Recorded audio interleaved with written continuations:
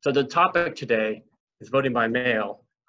It's very timely as Virginia seeks to hold 2 elections, one next month, primaries, and of course the presidential national election in November, at a time when a highly contagious virus is spreading in the Commonwealth. Last week, in municipal elections held in more than 100 cities around the state, nearly a half of the voters, 47% of half of the ballots were cast by mail. And I want to show you a visual that we put out shortly after that. And you can see that voting by mail was not 4 years ago in municipal elections was not a big deal. There was only 1,400 ballots cast.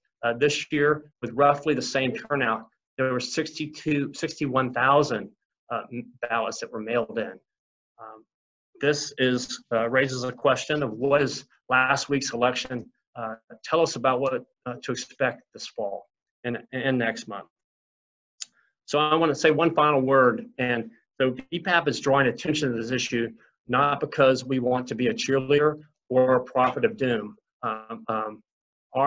Our goal here is to inform, and we hope you learn something and take it away and make your own decisions and own conclusions about the issue. So, so the first up is our first panelist is Brenda Cabrera. She's the General Registrar and Director of Elections in the City of Fairfax. And City of Fairfax, I should note, had a number of those bushels of ballots, 74%, 3 out of every 4 ballots last week in Fairfax City were cast through the mail. So Brenda, welcome, and tell us a little about yourself, how long you've been involved in elections and how long have you been running things in Fairfax City? Thank you, David. I have been working in elections for over 30 years. I started as an election officer, worked as a chief officer, then started working in the staff room in Prince William County part-time, went to full-time, eventually was the chief deputy in the county. And then I came to the city of Fairfax in the summer of 2015. So I've been here just over 4 years. Great. So this will be your second presidential election while in charge. So before, yeah. Right, as the head honcho. Before last Tuesday, did the city have much experience in voting by mail?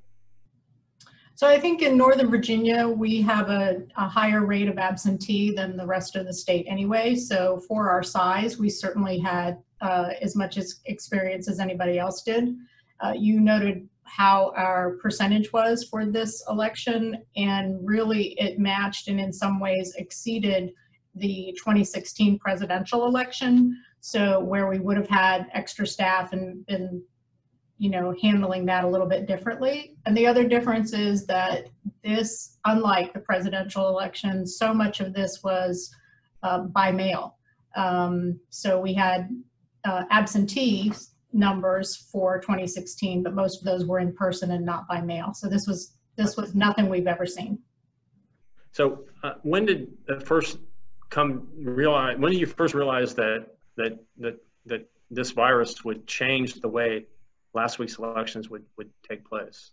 So I think that Virginia was sort of on the leading edge in terms of the presidential preference primary. So March 3rd, we held that primary election, and we were starting to get some concerns then, election officers that were dropping out, so concerns about being able to staff the regular precinct. And then it went really quickly because within 2 weeks, we had to start absentee voting for this May election. And our building was closed within that next 2 weeks. We started seeing cases in the city, and our city hall building where our office is was closed. So we started to have preparations for how can we have people vote and how can we help them vote absentee when the building is closed. So I think that within those 2 weeks, things went really quickly. So, and how did your office get the word out? How did you promote the idea of this voting by mail option? So we're fortunate here in the city. We have a newsletter that goes to every mailbox in the city. And so that's been historically a really great tool for us to communicate with voters. And because the rest of the city was sort of shutting down, the election was kind of the big news. So we took over more and more of that newsletter as it went out. We have an alert system here in the city that we used. The candidates, because the city election is very personal election, the candidates live here and they have a vested interest in people voting. So they were out providing applications, mailing applications to people.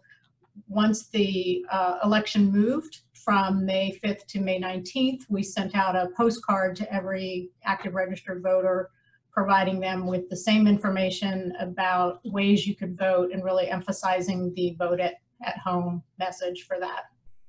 So what were you hearing from voters about their concerns or about the system, the voting by mail system? What was the feedback you were getting? So I think anytime you increase something that people aren't used to, you do start getting more questions and you find out what's confusing about a process, because you have people who are doing it for the first time and they do have questions about it. So people didn't necessarily understand how to request a ballot. So they would email and say, hey, send me a ballot, not realizing that there was an application process that they had to go through in order to do that. We had quite a few people who would tell us that we shouldn't be having the election at all, which I think people don't realize that that's not my decision. The legislator and the governor and a lot of other people were making those decisions, but it certainly was not a local decision here to just decide not to have the election. And then the thing that seemed to concern people the most complaints we got were really about there's a virus and you're telling me to stay at home and you're providing me this opportunity to vote at home, but I have to have a witness and I live alone. I don't want to be near people. What can I do? And they understand the security piece of that, but it became logistically problematic. We offered people to come who were comfortable. They would come to our parking lot and we would help them with that. We gave them some suggestions on, how to do that, that the witness could be various people that they might come in contact with. So we mitigated it as much as we can, but I think that is the number one issue that was raised across the board. Okay, so what did it mean for your office? How big is your staff? You have how many full-time people? 3 full-time staff people, but I lost a staff person 2 weeks in, so that there were 2 of us here, and then we were able to hire somebody. So we were down a full staff member for part of the time. So how much did it add to your workload and process to, I guess, send out the ballots, receive them, process them? Was that kind of all you were doing for a while? That was all we were doing for many, many days. The amount of work and touch points it is to, first of all, tell a voter who has asked for a ballot, here's your application, complete the ballot. Now we have to process the application. We have to proof everything that we input to make sure that we've gotten all the information correct. There are no less than 4 envelopes involved in every absentee ballot. So the ballot gets stuffed into an envelope. We provide envelopes for the ballot to get put into once they get it and then to return it. We provided postage, so that's a couple of trips up and down the stairs to the mailroom to do that. Voting by mail is a lot more touch points on a single voter than if they vote in person. So how in the world, if you have the same percentage of voting by mail, are you going to be able to handle the November election? So November, we will definitely have more staff. We've already talked to people about staff. We've already budgeted for staff. The May election is normally an 8:30 to 5 election that 3 people can manage. So this was definitely more like my experiences in a presidential, and we've already talked to people about coming in and helping us. We'll need help with the in-person absentee as well. Plus we have a summer now to get ready for that, which we didn't have in May. We didn't have a heads up that, oh, you need to get ready for this. So how were you able to kind of verify that these ballots were coming in were sent in by the person on their name, the name on the ballot? What steps are there to make sure that this is a valid, maybe non-fraudulent ballot? Right. So everybody who sends in an application, they have to provide a certain amount of information, and that information has to match the registration system. And we've never had an instance where someone sent in an application and we said, wait, you already sent in an application. We already, sent you a ballot in some way that we anticipated that someone else had sent in a fraudulent ballot. And then if someone didn't get their ballot through the mail or they lost it, we don't issue a second ballot to anybody. We have that ballot in our hand. So you have to turn that ballot in order for us to issue you another ballot. If we do issue a ballot because you said you didn't get it, we cancel the first one. So even if that one came in, it would never be allowed to be voted. Right. So we have like a minute left here. And someone, I guess some questions on here about ballot harvesting by people. That in other words, the request, or can the request be sent in by anybody, or they have to be sent in by the voter themselves? The application is sent in by the voter with the voter information and the voter signature, and the ballot itself, if it's returned in person, has to be returned by the person. So you don't have a situation that I'm aware of in other states where one person can go knock on doors and receive ballots from other people. So if someone comes to the office, it has to be that person and their ballot that they're delivering. Okay. The last question. This is from Chris and Savannah Martell. They ask, and there was a story about this in the Wall Street Journal today, that this could take so long to count the ballots. It could take days or so before we know the results. Is that something you're concerned about? In this election, did you process the ballots as you went, or did you wait to on election day and try to process them all that day? So we started pre-processing our ballots the Thursday before the election. So our central absentee staff came in on Thursday and spent that whole day working on it. They spent the next day working on it pretty much for a full day.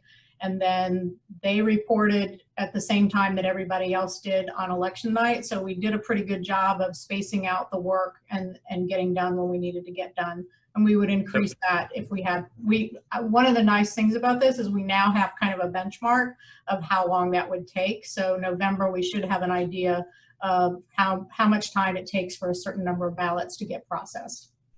When you say processed, do you mean tabulated, run through the machine, and so that they're counted, or?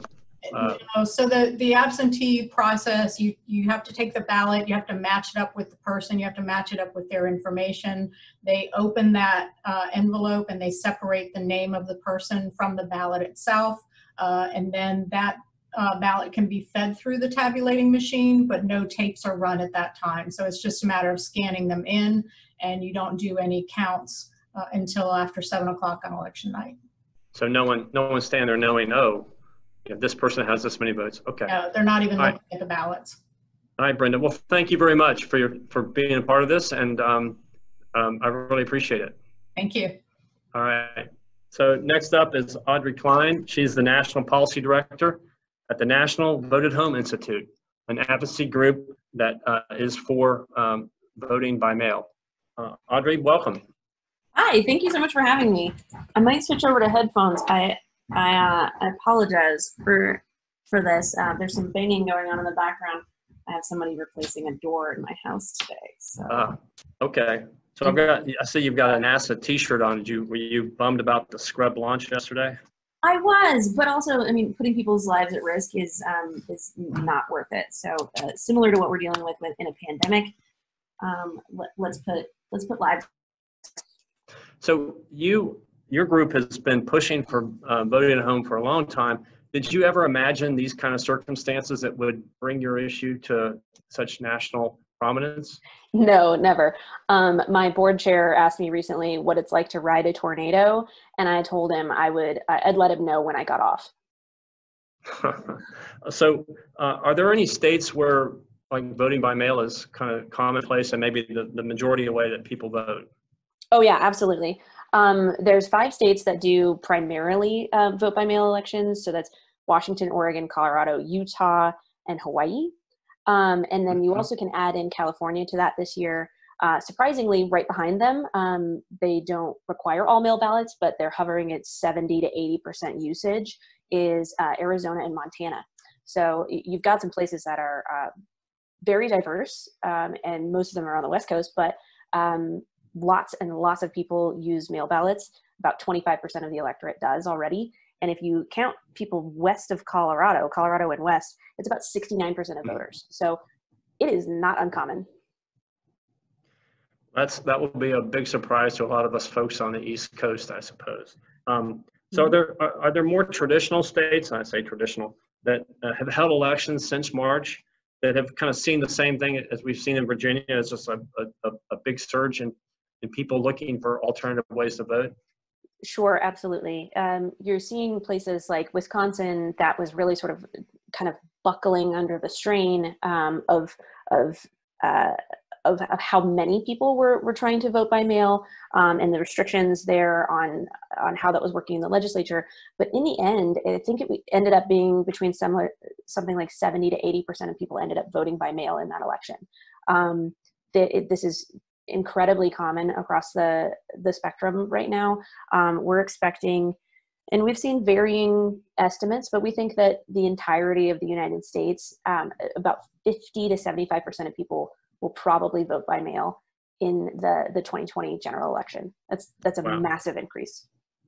So states, the states you mentioned have, some of them taken years to really develop this infrastructure and the procedures. What are you concerned that the states like Virginia have got to spin these up almost, in a matter of months? How is that going to work? It varies by state. We've seen some states sort of make the jump in a way that we're very excited by. So Nevada, in particular, they're going to do an all vote by mail primary election. That's not what we expected, but we're thrilled to see them do that and be supportive. And it kind of just depends on how you think about it. This is Hawaii's first year doing a full vote-at-home election, and they have not made the news at all. There was other primaries that were run all vote by mail, particularly Kansas, Wyoming, Alaska. Their Democratic parties ran entirely vote by mail primaries in the past month and a half. Mm-hmm. Didn't even register on the Richter scale for any kind of scandal or difficulty because they were just planning ahead. And so they made small adjustments here and there. But I think Virginia's in an interesting place where they have an opportunity to make this easier for voters,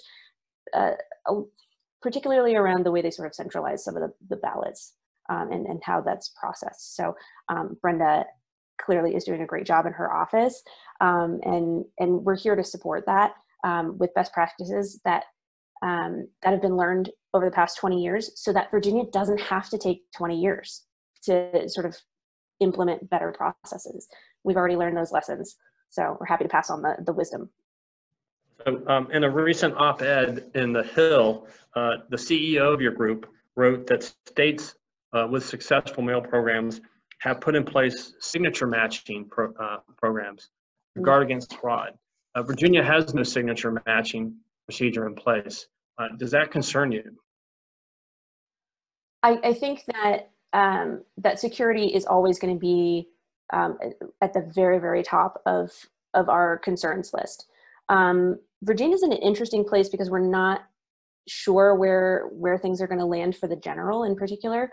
And we use signature verification as a best practice. And other states have been going for a long time without that process. However, it can be a little bit of a weak point. And we recommend that it's implemented. That's sort of the bottom line. There's lots and lots of security procedures before you even get to that point. But that's sort of just the best practice. We think it's the best way to do things. And we highly recommend it for Virginia, and we would be thrilled to help craft that policy and then help registrars implement it. Okay, and I'm sure it goes without saying that you disagree with the president who tweeted earlier this week that voting by mail, quote, substantially increases, end quote, the risk of voter fraud. But isn't it true that voting by mail, particularly with no signature match or witness, carries a greater potential for fraud than in-person voting? I don't know if I agree with the premise. Like I said, there's so many security stops before you ever get there. So say someone were to grab your ballot out of the mailbox, I mean, that is still a federal offense. It is also probably a state felony, whether that be mail fraud or voter fraud or all three. So you're kind of starting from a place where you have to commit crimes before you're even filling out a ballot, and then to get it turned in is a challenge in and of itself sometimes. So we think that there is a fairly significant set of security procedures before you ever get there, but we do say that signature verification is the gold standard. And we don't even know if Virginia is going to revert back to a witness or a notary requirement for November. It's a little hard to tell, but we recommend the signature verification. Okay. So we have a question here for you. This is from Narissa Ram, and she asked, what are the barriers Black and non-Black people of color face when being able to vote by mail? I would argue that the barriers are lower than they are for in-person voting. So in particular, besides sort of the ease of you just get a ballot at your house, it's amazing. It's so great. But you're not dealing with the issues of lines. You are not dealing with having to take off time from work. You are not dealing with the fact that you have to get childcare. You are not dealing with administrative errors, like if someone forgets the keys to the polling place, there's no missing power cords to voting machines. So many of those barriers are eliminated. And then you're just given more time and opportunity and instructions. You're given the ability to look up information on the internet. You can do this with your family. We like to say that this actually adds a level of equity to the voting process that is not available in person. Okay, great. Well, thank you so much for your time, Audrey. I appreciate you being with us. Thrilled to be here. Thank you so much. Okay, thank you. And next up is Senator Mark Obenshain, who represents a big swath of the Shenandoah Valley. Are you from Harrisonburg City or the Rockingham County, sir? I am from beautiful downtown Lacey Spring, Virginia, just north of Harrisonburg. Okay, well, welcome. So I guess I'll put the same question to you. Do you, or I actually put the question to you, do you agree with the president that mail balloting will substantially increase the risk of widespread voter fraud? Well, I don't think it's possible to answer that unequivocally. I mean, I think certainly with a Virginia-style system, it absolutely increases the risk of voter fraud because, as Audrey pointed out, we don't have some of the security precautions in place that National Vote at Home recommends. We don't have a signature matching process. We haven't cleaned up our voter rolls for a long, long time. And heck, I live in a college town, and if we start putting ballots in the mail to every registered voter, now, I can tell you with absolute certainty, there are an awful lot of apartments in the city of Harrisonburg where they're going to get 30 ballots that are going to be delivered to that address. And, hopefully the mailman is going to return some of them. But there are going to be a lot of ballots that are just going to be bouncing around out there. And if we took some of the steps that Audrey and her colleagues recommend, I think it would reduce the risk of fraud. But right now, Virginia is the Wild Wild West in terms of opportunities for mischief. So can you talk to us more specifically about what you think the voting by mail that worries you about voting by mail? What is it? You mentioned that people move and... Sure. Well, first of all, I mean, you've got to define voting by mail. And, if we're talking about people voting by absentee ballot, that's long established.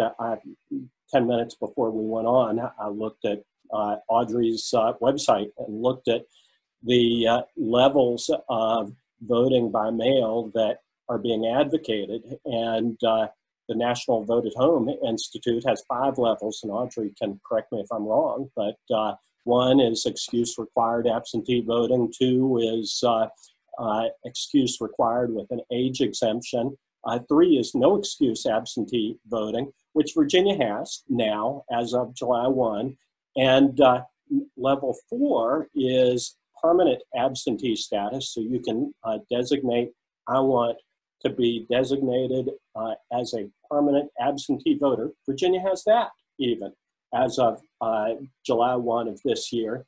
And then level 5 is essentially mailing a ballot to every registered voter in the state.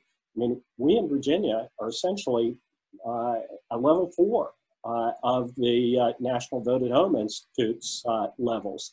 And if we're going to ratchet it up and go to 5 and mail a ballot to every registered voter in Virginia, I think we've got real problems. I think we need to do some things, absolutely need to do some things first. Believe me, first, I don't think this ought to be a partisan issue.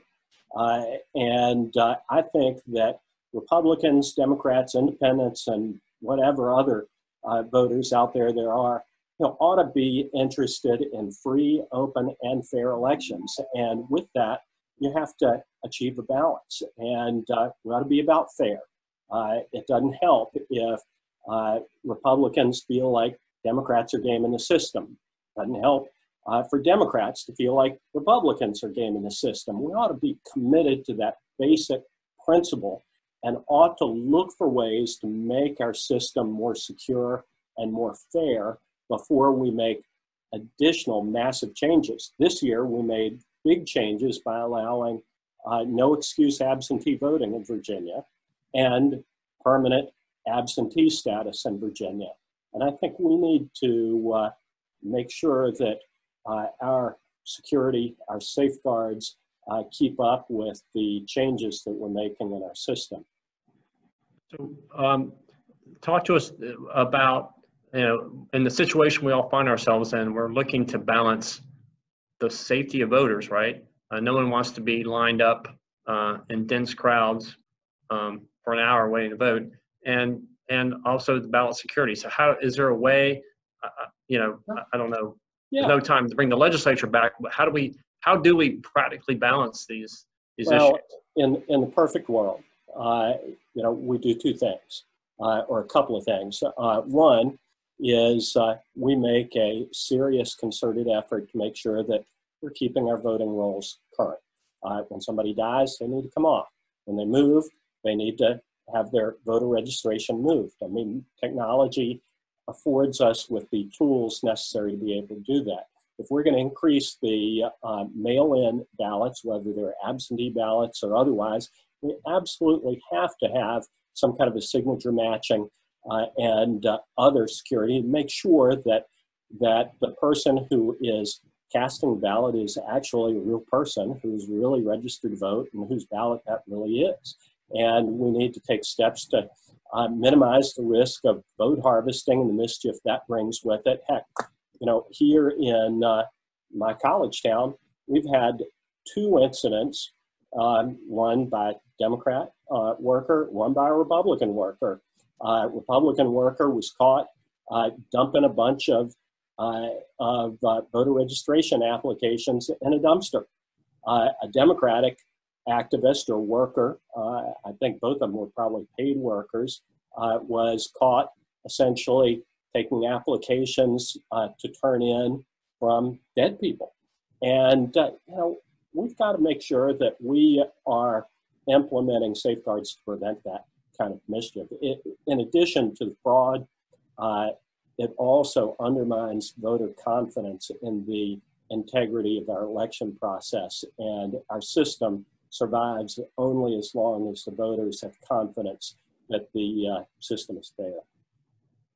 Okay. And last week, right down I-81 from you in Stanton, there was an election where the Republicans majority on Stanton City Council threw out or turned the council from blue to red, and the Republicans ran a mail campaign. Should we question those results down there, or what? How do you look at that election? Well, the mail campaign was an advocacy campaign. It was mailing out color 5x7 flyers that maybe that vendors put out saying, "Please vote for my guy." I don't think that poses a real danger, but that goes back to the point that I made before. I don't know who it's going to benefit. I read this morning that Dave Wasserman from Cook Report says that it's going to help Republicans more than it's going to help Democrats. I don't know, and I frankly don't care. I think that we ought to be invested in making sure that the system is fair. I think also the statistics show that African American voters and Latino voters have their ballots, their mail-in ballots, thrown out more frequently than others. So, I think people on both sides need to be concerned about making sure that if we're going to make additional steps in this direction, that we take the appropriate steps to make sure that our system is fair before we jump in with both feet. Okay, and thank you, Senator. I have a question here from Charles Robbins, and this says, should Virginia make a rule or law that requires voters to update their information every few years? I guess the idea, just to confirm they're still living there, they're still alive. I don't know if that's been tried in other states. Is that something that's ever come up in the legislature? We collect that information all the time, and we're not using it to update the voter records, and we should. Absolutely, we should. When somebody registers in another state, we need to take appropriate steps to make sure that we're cross-referencing and removing them from our voter rolls here in the Commonwealth of Virginia. We've got a number of jurisdictions, and I can't remember whether Fairfax City is one of them, but a number of jurisdictions where there are more registered voters than there are voting age adults in that jurisdiction. Something's wrong with that. That just cannot be. And actually, General Assembly passed legislation requiring registrars to offer some explanation in those jurisdictions, but the governor vetoed that. I can't imagine why we wouldn't want to make sure that we know why in Rockingham County, which is not one of them, that there are 50,000 more registered voters on our rolls than there are people here. That's a problem. Okay. All right. Well, good. Well, thank you so much for being a part of the panel, Senator. And all right. And we turn to our fourth panelist, certainly not the least, Travis Smith. He's a partner in CreativeDirect. That's a Republican direct mail and political consulting firm in Richmond. He's right down the street from the VPAP offices. Travis, how are you? I'm well. Thanks, David. Thanks for having me. Sure.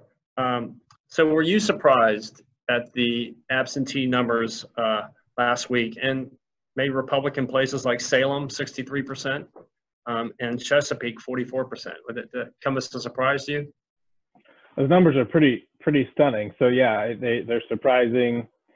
You got to be cautious in what we learn from those and how we sort of extrapolate out what happened there and apply it in the future. But I poked around a little bit. It looks like there was certainly a heightened campaign from all sides, from registrars themselves, from the individual campaigns to really push this. So it stands to reason that we saw quite an uptick, but it was big, and so it's something we got to keep our eyes on for sure. So in past elections, was as you worked with clients, candidates running for office, has voting by mail ever gotten on the radar anywhere, or has it been a pretty low priority in Virginia?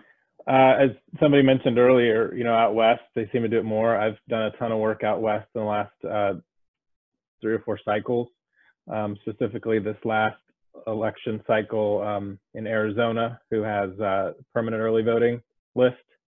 And so yes, it's something that it just goes state by state, consultant by consultant. Interesting that the thing to think about is how we spend our resources from a campaign perspective, and sort of elongate the time period in which we have to run a campaign, really, when you extend out the time to vote. So in a traditional Virginia election, although there's some localities in Virginia where 25 to 30% of people vote absentee, but there's a big crescendo on election day. That's where everything kind of comes together, mobilize and turn out. So you've got to stretch that crescendo out for weeks or maybe months. Is that what you're saying? Yeah, so there's this interesting principle here that it's probably intuitive for most folks. I say the general narrative on this is that the longer and the more access you provide for a voter to vote, the longer time period or various methods they have to vote equals higher turnout. I think that's true. There's actually a counter theory among political science circles, of which I've nowhere near any sort of affiliation, but I do kind of read these things on occasion. It's been studied, and there's some thought there that actually counterintuitively, perhaps, elongating the period in which you have to vote can have a depressing effect on turnout overall. And you have to ask yourself, well, why is that? The simple answer becomes, well, we have to look at what drives turnout. Well, other than the fact that we put a predetermined date on the calendar and we unlock the voting booth and say, go vote, it's really earned media, of course, but in something like the elections we saw last week, it's campaigns. It's a very simple concept, but campaigns and their activity and the resources that they spend motivating voters to show up is what drives people to turn out. And so if they are diluting their resources across a longer period of time, either you need more resources or it's just tougher. In some places, you're almost running a bifurcated campaign where you've got this bucket of voters, of people who vote early, and you got to pay attention to them in a different and a unique way than those who vote on election day. And that could be, perhaps, I'm just gonna make this up, but we do more television broadcast advertising for the election day voters. We do more mail advertising to the folks that vote by mail. So it becomes a little bit of a task for a campaign operative to figure out how do we run campaigns like this now. And obviously new to Virginia, and so we're gonna have to pick it up pretty quickly this year. Do you have, and this is going to be new, I guess, to your Virginia clients, do you have any prediction on what percentage of voters are going to actually have cast their ballots by the time election day comes around? Gosh, I knew you were going to ask that. Who knows? I'm still going round and round on what turnout will look like this fall. It could be astronomical or it could be below the last presidential. And I can make a pretty good argument for both. But I don't think it's crazy to think that a third to half, as many as half the individuals vote by mail. That requires a whole host of things to happen to make that happen. A whole number of the political community at large, both sides of the aisle, all the registrars, everybody needs to kind of move in that direction and earned media, frankly. But it's not beyond the realm of possibility in this crazy new environment that we're operating in. So I guess as you think about this campaign, are you going to, what is your recommendation to your Virginia candidates? Is it going to be, obviously you're going to have to reallocate resources and think a lot more harder about this mail-in campaign that's going to be happening or is happening? For sure. We just have to be a little smarter. We have to pay attention to what's going on, who's returning these ballots, making sure we're getting access to the right data. I can tell you a story from just this week. Up in some New York elections, we're getting inaccurate data from a registrar because it's the first time they've done it. And so, you know, if we have that issue here, that can be frustrating for campaigns. The biggest recommendation is, I'm biased, I do a lot of direct mail advertising, but if you're going to vote by mail, I think you can make a pretty easy case that you should be communicating to voters intensely through the mail. But you got to think about what things you can't do. I don't know that we're going to be doing this door-to-door effort, this type of voter contact that we've done prolifically in Virginia. I've been working here for 15 years, and we do it very well here. That may not exist this fall. And that we know, Democrat, Republican operators, we know can really increase turnout by orders of magnitude. And so if we can't do doors, what do we have to do? You know, there's other tools available to us now that are relatively new, text messaging, and digital is always changing. And so I think we need to think outside the box and really explore some of those new tools at our disposal. If there are certain things we're not able to do and connect with voters on. So in your reading of political scientist literature, have you come across any articles that talk about, is there any differences between the two parties in terms of how much they like to vote in person, that kind of that ritualistic, go to the village green as everyone lines up and does their civic duty? Is there any difference in Republicans and Democrats in how they think about elections? Gosh, I'm sure somebody's done some research there. I've not seen it. I personally speak for myself only. I enjoy the act of, you know, dragging one of my kids to the polls on election day and doing the process as much as I can. I try to vote in person on the day of, but there's certainly benefits to both. So, well, great. Well, we have a few minutes here. And I thank all the panelists. I might just have a quick round here. Perhaps as the other panelists were listening and heard a question and they would love to respond in some way, love to hear what you have to say. I know it hasn't been a full panel, so I know there was a lot said about cleaning the voter rolls and all that. I don't know if that's what you had in mind, Brenda, but start with you, Brenda. Do you have anything that you want to respond to or add to that others have said? So I think that in Virginia, we actually spend a lot of time cleaning our rolls, and it's not true that they haven't been done in years because they're constantly being cleaned up. Virginia has a whole lot of different touch points with other states.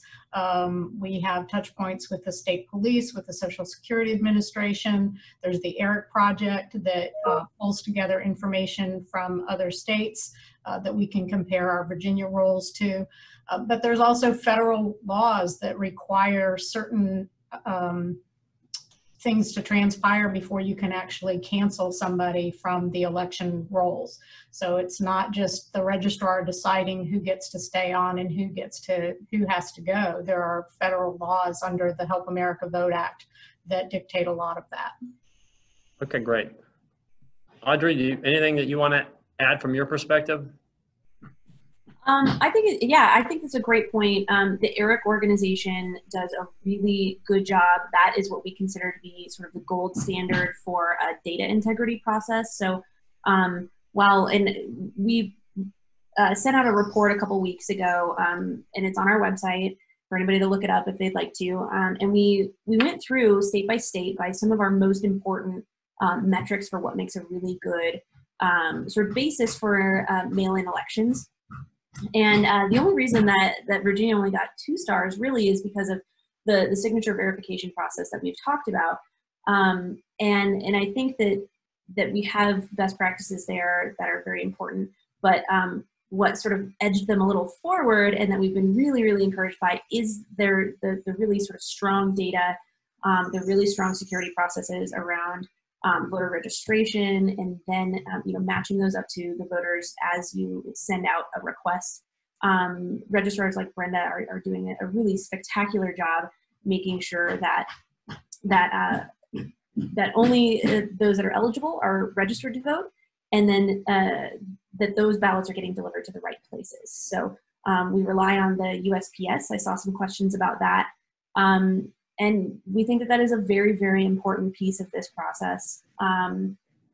It would be devastating not only to mail-in ballots, but just generally to our nation to lose the United States Postal Service. So I keep a very close eye on that. But also on the return process, it's important to note that in other states, especially like here in Colorado, a majority of voters actually use drop-off boxes.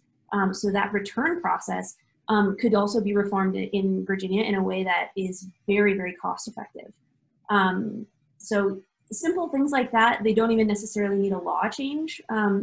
Sometimes they do here and there, but there's lots and lots of ways to make these processes safe and very, very accessible for voters. And so we just want to make sure that people know that there's so many options out there, and there's lots of things that just because you haven't done it in Virginia before doesn't mean that it might not be a really good opportunity to make the election more accessible.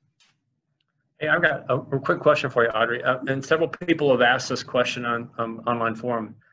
They said, what do you do if like your signature changes over time? I know mine certainly has. What happens? They just get flagged, and what procedures are in place when someone questions a signature? So in larger jurisdictions, we recommend that the first step is actually done electronically. So an actual scan, like a scanner, will compare your signature with anything you have on file. And so Virginia is in an interesting place with this because you're sort of like implementing some automatic voter registration. So you're getting signatures from like the DMV, you're getting them from your older voter registration files. So you have a lot of things to compare them to. And then there's like a threshold that you can set that the machine will sort of kick it out. And then we recommend it goes to a bipartisan team. So human eyes are a little different than the machine eyes, and we think that that's a good thing.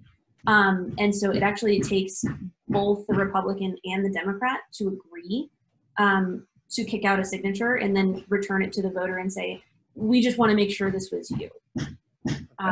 So there's a lot of pieces to that. But generally, like if your handwriting changes, it does so over time. And so if you're collecting signatures over time, you'll sort of see that change. Okay, great. Thank you. Senator Obenshain, any final words from you, sir? Well, a couple of things. One is on the signature verification. I mean, it is